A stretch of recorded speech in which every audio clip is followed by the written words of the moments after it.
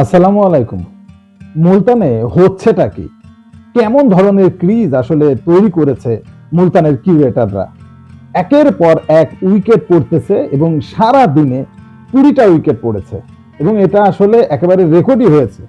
এশিয়ার কোনো ক্রিজে একদিনে ২০ উইকেট এর আগে পড়েনি, যেটা আসলে মুলতানে আজকে হলো পাকিস্তান এবং ওয়েস্ট ইন্ডিজের মধ্যকার দ্বিতীয় টেস্টে। প্রথম টেস্টটা যেখানে পাকিস্তান জিতেছিল, সেখান থেকে আসলে ওয়েস্ট ইন্ডিজ টসে জয়লাভ করে আজকে মুলতানে প্রথমে ব্যাট করার সিদ্ধান্ত নেয়। তো প্রথমে ব্যাট করার সিদ্ধান্ত নেয়, ভালো কথা। ব্যাট করতে নেমে বুঝতে পারে যে তাদের সিদ্ধান্তটা কতটা ভুল ছিল। একের পর এক উইকেট পড়তে থাকে। অনেক কিছু হয়েছে আজকে এই মুলতান টেস্টে। প্রথমত যে জিনিসটা হয়েছে, ওয়েস্ট ইন্ডিজের সব বোলাররা হয়ে গেছে ব্যাটসম্যান, একেবারেই ব্যাটসম্যান। 11.3 ওভারে ওয়েস্ট ইন্ডিজের রান তখন 38, উইকেট পড়ে গেছে 7টা। সেইখান থেকে 163 পর্যন্ত যাওয়া এর সম্পূর্ণ অবদানই কিন্তু ওয়েস্ট ইন্ডিজের বোলারদের। যদি সেইভাবে বলা হয়, হাইয়েস্ট রান যেটা 55 রান, সেটা করেছে মতি। এরপর ক্রেমার রোজ, সে করেছে 25 রান এবং জোমেল করেছে 36 রান।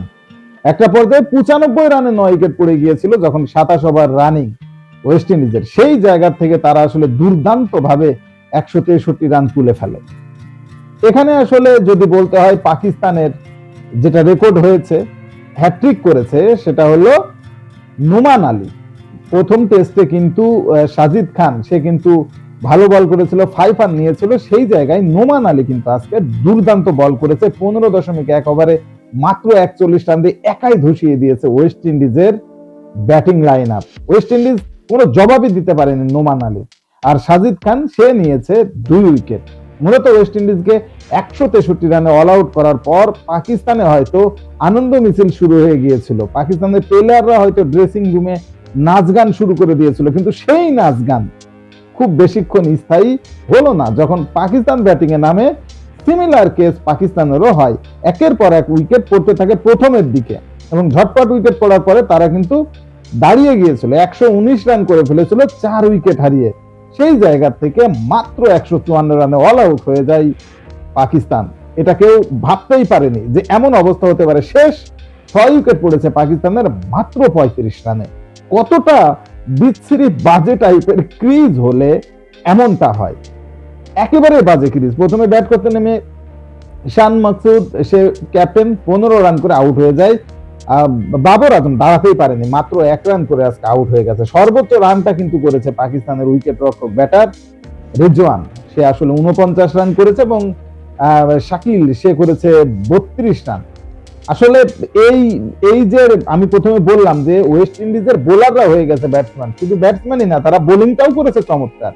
জোমেল 36 রান করার পাশাপাশি সে সর্বোচ্চ 4 উইকেট নিয়েছে ওয়েস্ট ইন্ডিজের পক্ষে। 17 ওভারে 43 রানে 4 উইকেট নিয়েছে।